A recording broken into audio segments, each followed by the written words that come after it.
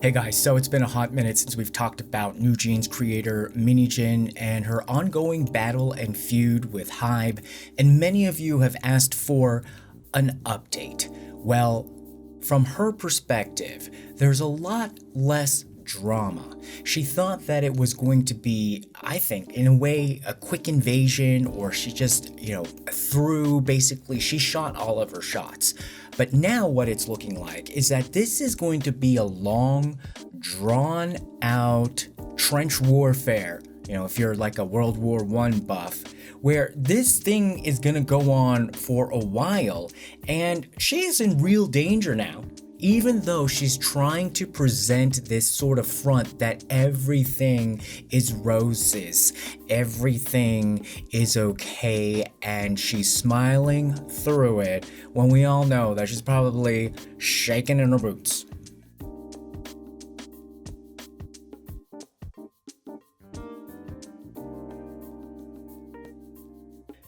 Okay guys, so Min Hee-jin is now legitimately on the defensive on multiple fronts, to bring back that World War I analogy, because the criminal investigation is ongoing. The B-Lift Lab lawsuit for about $1 million, the music group that runs Islet, is ongoing. And then now we have a new recent lawsuit filed by Source Music against Min Hee-jin and Ador for the amount of about 500 million won. Remember, we only need to have 1,000 million won, or 1 billion won, in damages for her to be in breach of her contract. And this is regardless of whether she is proven to have breach of trust. So you see that there's now many more pieces on this chessboard for HYBE and also its subsidiaries, which are all aligned against Min Hee-jin and Ador. So Islet, Sserafim, they're kind of getting there, or their managers at least, the executives in their groups are having their say, and then also the police investigation. So let's kind of work backwards in a sense. Or you guys want to know about the police investigation, I think, the most, because that is the one that was filed the first. Remember, before her press conference, on that same day, she got word that HYBE was going to call the police, be like, hello police, we need to nab one of our own people for breach of trust and embezzlement and all this kind of stuff, all these shenanigans that we found on her minions' laptops. And on that same day, there was that press conference. And then so on that day, the paperwork got filed. And so this criminal investigation is still part of that original thing before Min Hee-jin did that first press conference with her green striped shirt and her blue LA Dodgers hat. And we covered before how her deputies were called in, but she hadn't been called in yet. Well, last week, she says she voluntarily showed up because the implication there is nothing to hide. And she says that she said to reporters that, I just have a very impatient personality, so I wanted to come in. The police, though, said that they summoned her. In terms of the investigation itself, after having interviewed the deputies, she would be the next, because there's only 3 of them that they're interviewing, so she would be logically the next. So again, I feel more uncomfortable. It seems like she's always using every little opportunity to kind of twist things around. Now, you saw a lot of headlines and videos saying she was smiling and beaming after coming out of a 7 or 8 hour interrogation with police. And in other videos, we've talked about how there are very long types of investigations when you go to the police, but it's not 100% of the time. You're kind of being grilled. They give you a meal coupon, or they order something for you to eat. There's sometimes even a place where you can take a nap and things like that. But it is quite a long time. And so you saw a lot of the stories kind of be like, oh, it's about her smiling, or oh, it's about her merch. But thank goodness, at least I saw one article in Korean where they were basically, kind of not taking this floral approach to Ms. Min. And the headline basically said, were you the only one talking again? Because police needed additional investigation.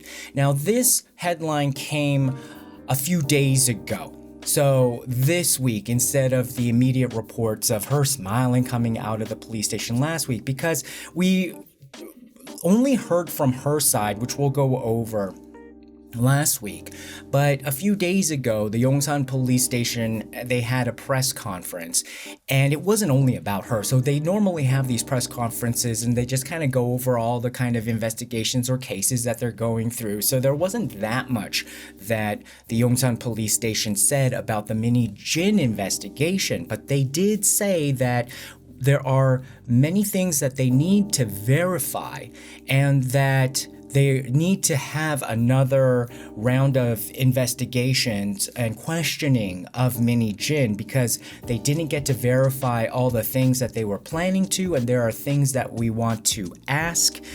And so this, I think, if we do believe Min Hee-jin, I don't think it looks good either way, where she's like, oh, I got called, I went in voluntarily, or this wasn't scheduled. She specifically said this wasn't a scheduled investigation, but I just went in because, I wanted to speak my truth and I have an impatient personality.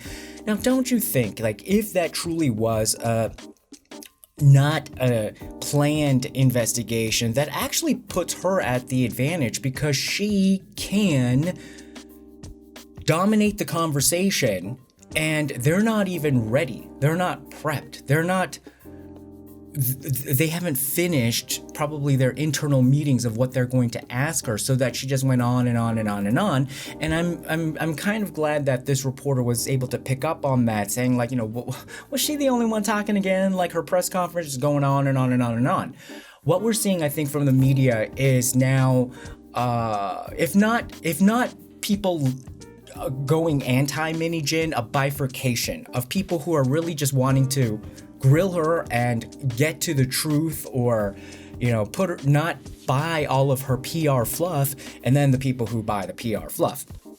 Now, she went in at 2 p.m. She came back out, and she went at night, and so it was like 7 or 8 hours. Most likely they were probably waiting for the reporters to come, and then some reports said it was 8-hour questioning, but others said 7. So she probably was ended around 9-ish, and then they had to wait for all the reporters to come. So then she basically, you could see from this video, which is so different. Like, if you see the full exit, which is only about 2 minutes long, if you see the full exit, it's not all about her smiling. Actually, it looked like she was kind of sweating in her pants, and also trying to pull another press conference type of persona. She went back to the whole t-shirt and cap thing, because I think she knew after her little like Miss Blue Bottle Coffee Ajumma outfit that the t-shirt and cap plays much better, and also it was New Jeans merch. And so she went and smiled, and then you can see there were a couple of reporters flanking her with the pool mics and wireless mics, and she kind of grabbed one of the mics and said, like, and then she immediately went like, oh, I'm sorry, am I not supposed to do that? Literally looking as if she was one of the New Jeans members who wasn't media trained.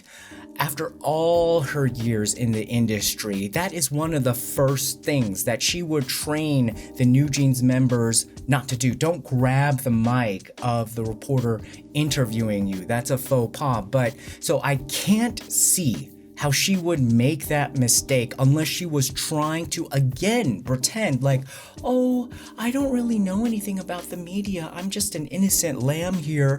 I'm not doing any kind of media manipulation, when that is one of the most manipulative things I think that you can do. So she was doing that. So it just shook me as just kind of like she's faking.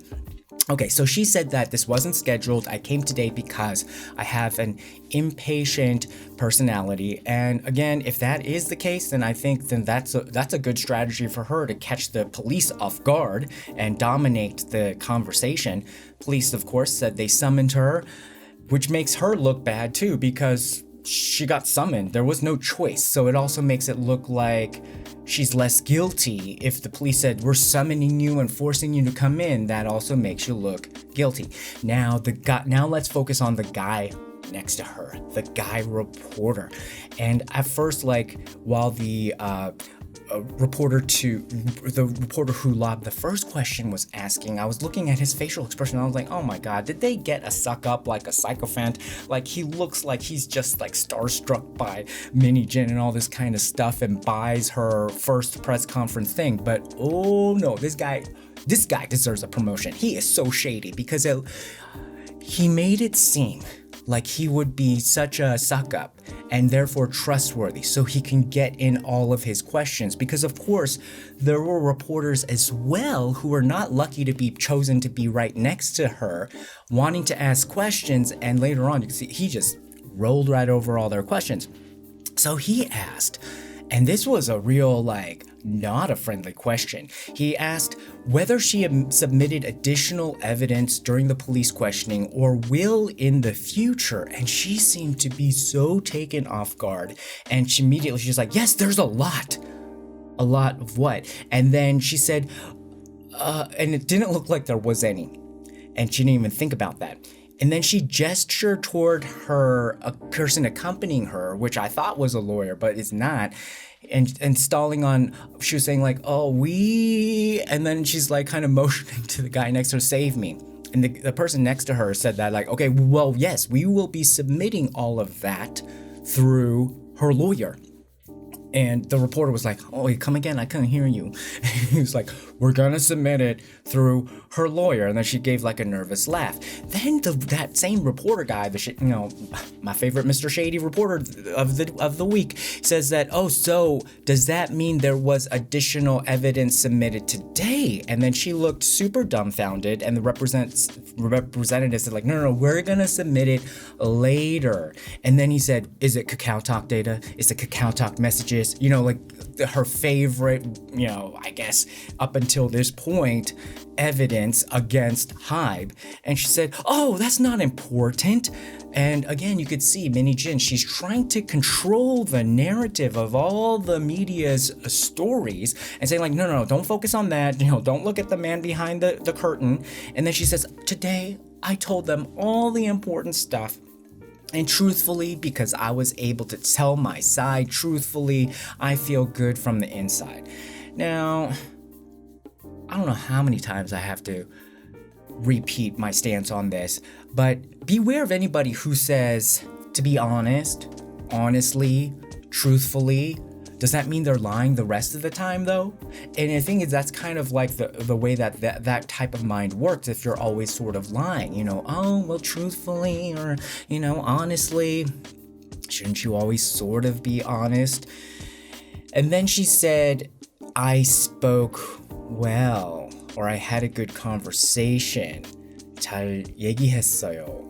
And that is also, again, extremely red flaggy to me, because it's usually code for I got my way or I was successful at manipulating somebody. Of course, Korean people, they would never say it that way. They would say no, she just basically, and you can mean it this way. You can mean it by saying oh, I calmed that other person down because, I was able to talk it out well. Or we came to an understanding because I was able to talk it out well. And that is a legitimate process and also description of saying oh, I spoke well, but a lot of the times it really means, oh, you were able to convince them, weren't you?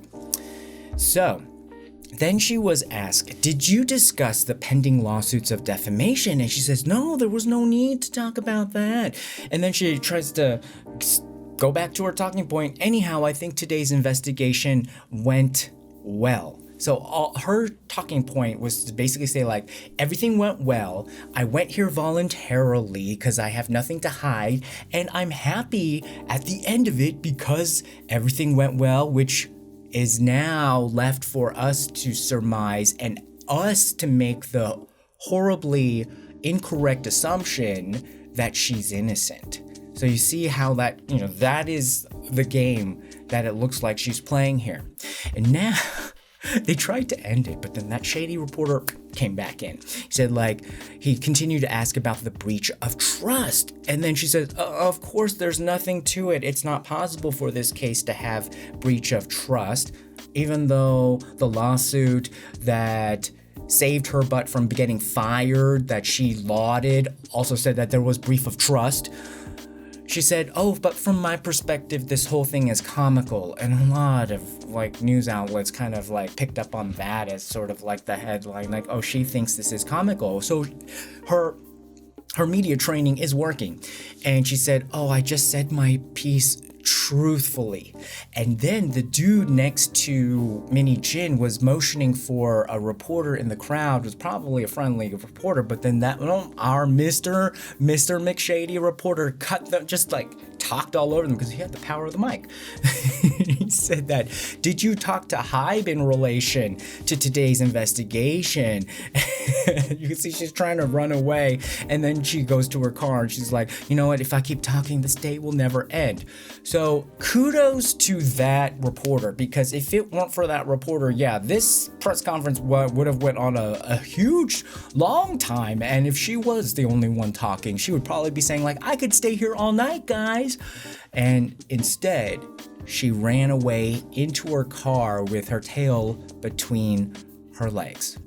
Now, similar to the headline that said, was Min Hee-jin the only one talking? Before I saw that report, I was feeling like, the police, because they said that they need to be able to verify, it sounded like they weren't able to ask the questions they needed to ask because she was just talking all the time and going into tangents and stuff like that.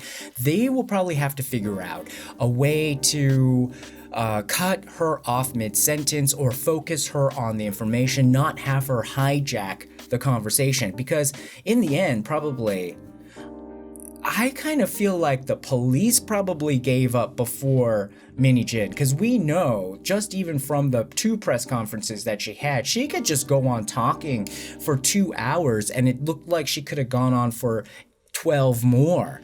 But the reporters had a job to do.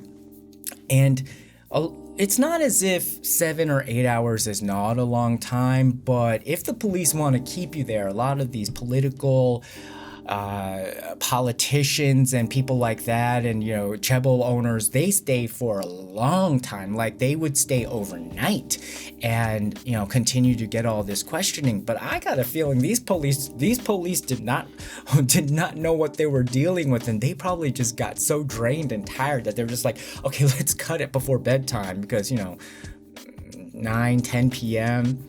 that seems a little modest in my book. Of course, Min Hee-jin said that, like, look, there's nothing to this.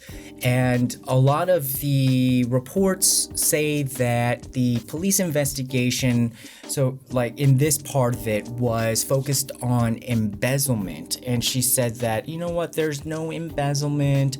The embezzlement claim is baseless. That's what she said on her way into the police station. And of course, again, the Seoul Metropolitan Agency Commissioner said that we didn't get to verify all the things that we were planning to, and also whatever she says is going to require a lot of verification. You can't take her word at face value, obviously. Even from the things that she didn't think that was such a big deal, her story kept changing. And so that was essentially what happened with the police investigation. So it looks like she's going to have to come back. And I would like to urge the Yongsan Police Department, those investigators, to practice. And I'm sure there's more than a couple people in your police station that have the same kind of way that they just keep talking and spinning their stories. Practice on them, practice questioning them, or find some criminal who's like a chatty Cathy, and then practice, because she will hijack no doubt about it. She will hijack the questioning, and it'd be like you're the ones being investigated. So again, of course, Min Hee-jin's claim is saying that the conversations that she had with her minions are not anything related to breach of trust or embezzlement. But I think there's a lot of evidence probably there that is going to be that show that she is a lot more vulnerable. There were reports earlier on that haven't been as emphasized, that talked about she set up apparently a company with her shaman or people involved in that world, so that she can at least, there was like one kind of like custodian contract that she wanted to funnel to that business. So it does seem like, and when you do embezzlements and stuff in Korea, a lot of the times what you do is you try to control some sort of spending of the budget, and then you pick who is going to be the vendor of that project, and then you have the contract with that vendor who's very friendly with you, or even in this case, it seems like she's setting up her own company with them, and then you get a kickback. So that essentially is like embezzlement. So we'll see how far that goes. And then the whole thing, she's still claiming that all of these meetings, these talks about seizing management control and escaping HYBE were still just sort of like venting frustrations and joking. But first of all, we said like none of this was funny. And even if you say like that's just the way that we joke, they weren't even laughing amongst themselves. And then they were saying like this is venting frustrations. I don't know the last time. Look, it is hard enough to get people to do their jobs, to finish their deliverables, set timelines, and take accountability and work on the project goals. Now, she did all of that. She had deliverables, accountability, meetings, and working towards these goals, but yet she said that was just a joke. Then I don't know what she was doing with her actual working time, because her joking seemed like that was a lot of work, girl. She was working. Okay, now let's move on to the new lawsuit against Min Hee-jin and Ador from Source Music, which is another sub-label under HYBE, and they are the ones who manage Sserafim, and they are the ones that were really kind of in the initial crosshairs of the first press conference, where Min Hee-jin was talking about how she was being so mistreated by Source Music. Now, I think the advantage will go to HYBE here, because this issue becomes about Min Hee-jin lying about what happened. We'll get to the other lawsuit that, we already covered about the plagiarism, defamation. That gets confusing because the word plagiarism is there, and it's not about plagiarism, it's about the damages from defamation. Same thing in here, damages from defamation. I think what's easier about this case is that it is strictly about how Min Hee-jin badmouth Sserafim and Source Music in those two press conferences, and whether that has some sort of financial impact on the group and the company. And again, in Korea, it doesn't matter if what she said is true. This totally works against her now.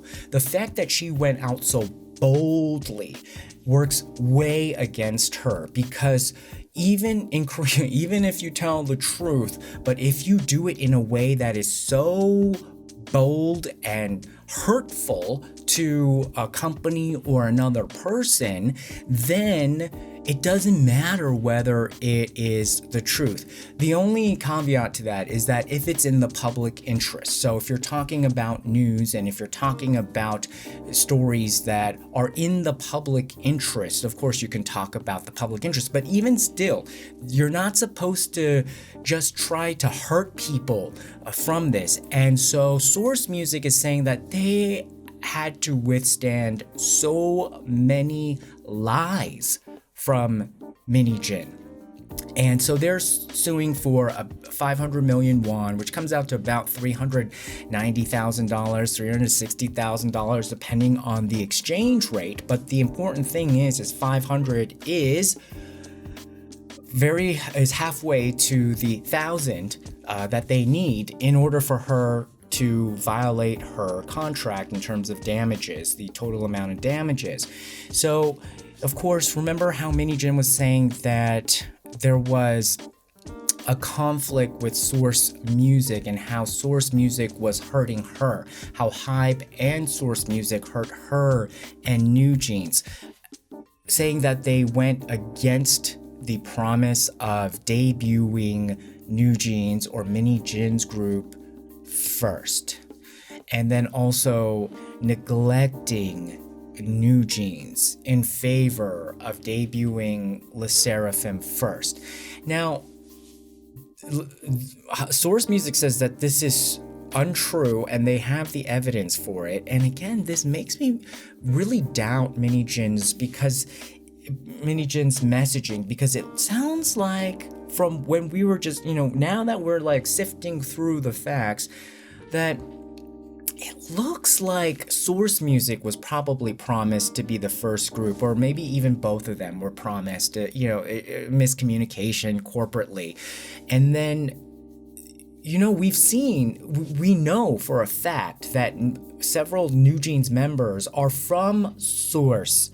So what a good way to cover your tracks, and instead of the headline saying Min Hee-jin stole these girls from Source, she's going around saying Source neglected us or mistreated us, and HYBE mistreated us because we weren't the first girl group. But I kind of think like probably Source was the one that was supposed to have the first girl group, and then she stole girls from Source and then tried to twist it so that she would have the first slot as the first girl group. And why is that important? Now we're kind of seeing like why it would be important, especially the way that she likes to operate. The first girl group within HYBE, no matter what their ages would be, but because they're first, would be considered 선배. So like she would basically create this cultural atmosphere where all the other girl groups after NewJeans, if she was the first, would have to bow and would have to pay respect. And also like if NewJeans wanted to do something, that everybody else would have to respect the elder girl group and let NewJeans go first, and therefore continue to pile on their advantage against the other girl groups. I think that was the game that she was trying to play, and then it didn't work because she wasn't even there to do a girl group. She wasn't even there when Source Music was acquired. Like, these guys were already there, ready to go. They sold their company to Bang Si-hyuk, and so there's some sort of, like when you sell your company like that, you're gonna want something back in return, not just financial stuff, but kind of, you're kind of eating a little bit of humble pie, saying like, okay, I was, this was my company, but now I'll be part of your company, but then, hey, let me get my stuff done. And everything was in the pipeline, and we all know that it came from that competition reality show, so it was already in the pipeline. So it looks more feasible that Source Music was not doing anything like shenanigans against this newcomer who is taking our members, and then now suddenly says that she got a group too as a sub-label when she was just supposed to handle the branding of the entire company on a corporate level. It reeks of shadiness. And so I could see how they feel so maligned, and then they actually have released their statement saying that there's malicious posts and reckless speculations that are based on one-sided claims, not based on accurate facts, that they have been spread, and they include slander, ridicule, defamation of Sserafim, and sexual harassment. You guys, I've even been sexually harassed by these bunnies. It's really disgusting and it's really weird. Like, they've been sexually harassing me. And I don't understand, like, how people can't have any sympathy for Sserafim, and then just kind of like saying like, oh, well, they're on the bunny side. Now, that's the point that I wanted to bring up. A lot of this, especially you guys have been criticizing the English language K-pop coverage from a certain few outlets where the structure of the story is becoming so obvious. They choose a point of view that they want to get across, and you guys have said like a lot of it has been pro Min Hee-jin, and then to justify their headline, they'll just cherry pick so-called netizen comments and then use that as the sourcing or the evidence that backs up the claims of the story. Now, this is the sloppiest journalism, if you can't even call it that.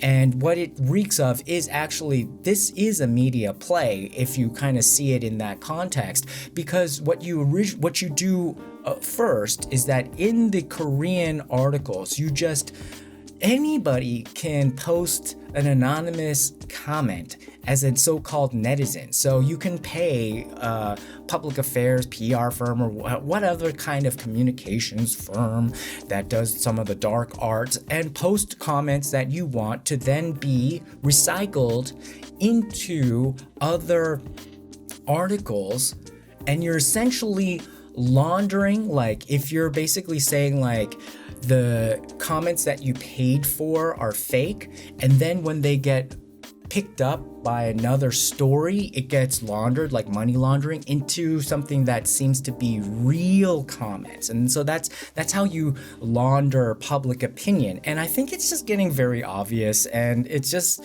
making it seem like there's just no credibility there.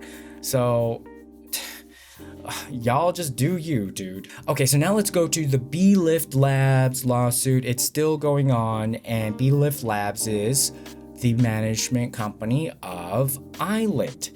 And they also have accused Min Hee-jin of defamation and disruption of business from the press conferences and a lot of other activities, like a lot of these online things.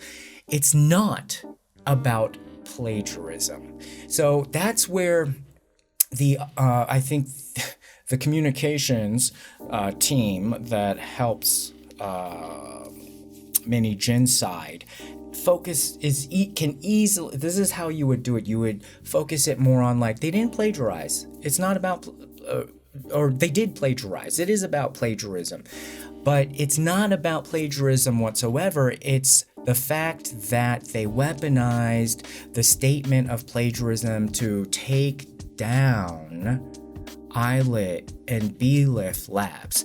So even if it was 100% true, Min Hee-jin and Ador at that time were in the wrong, because she can believe 100% that Islet is copying her and plagiarizing her, but that does not justify a drive-by and shooting them all down because of your belief. So it's about the action. What action did she take? And the lawsuit from B-Lift side is just like, the action that they took was to harm us. And everybody knows, like, Min Hee-jin can't prove the plagiarism charges in court. And when Islet also said that, look, Min Hee-jin also looks like she's a huge plagiarist, but we're not even concerned about that, and we're not even calling her a plagiarist. But the people who are manipulating the story are making it about a plagiarism war when it's not that whatsoever. It's about what did you do? What did you do? And they harmed, in terms of B-Lift's position, that Min Hee-jin harmed Islet their members, and their company. So if the drive-by metaphor is not working for you, how about this? So let's say Min Hee-jin thinks that her husband or boyfriend, the person running BLIF Lab, cheated on her. Whether that's true or not, it doesn't justify her going over there and smacking all the children. And so the case is not about like whether they cheated or not, or he cheated or not, and she's justified in being mad. It's about her smacking all the kids, smacking the husband, and damaging them based on her belief that BLIF Labs was cheating or plagiarizing, which she cannot even prove in a court of law. So she can't even prove that, her husband cheating, she's going smacking everybody. So it's about the smackdown. And they're saying that has at least for right now, a financial implication of at least HYBE, or about $750,000, which is the magic number they need to get to.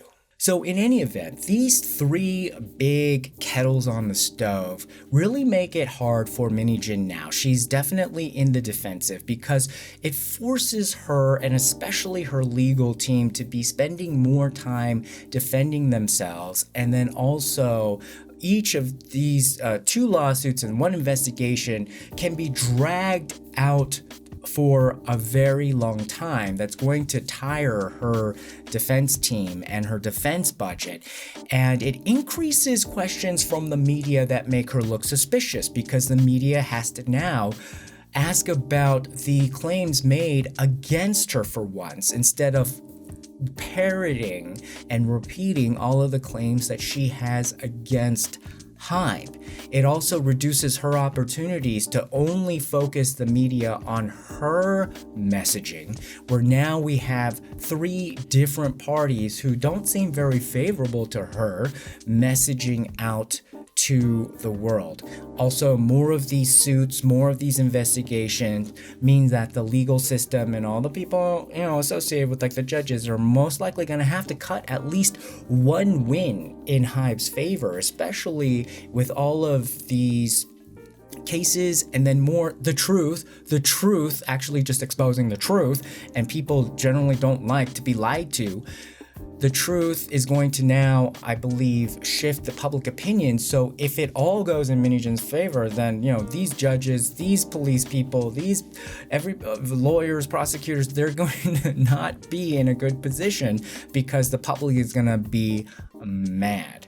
So in any event, this case can drag on, and this is going to work against Min Hee-jin, because when she needs to pull a stunt has to be done quick. You got to sell the tickets, collect the money, do the stunt, and leave town, whereas they're forcing this circus to stay in the neighborhood, and that's not going to work out well for her. All right, guys, what do you think? Put your comments below. Remember to like, share, and subscribe, and we'll see you again next time. Bye-bye.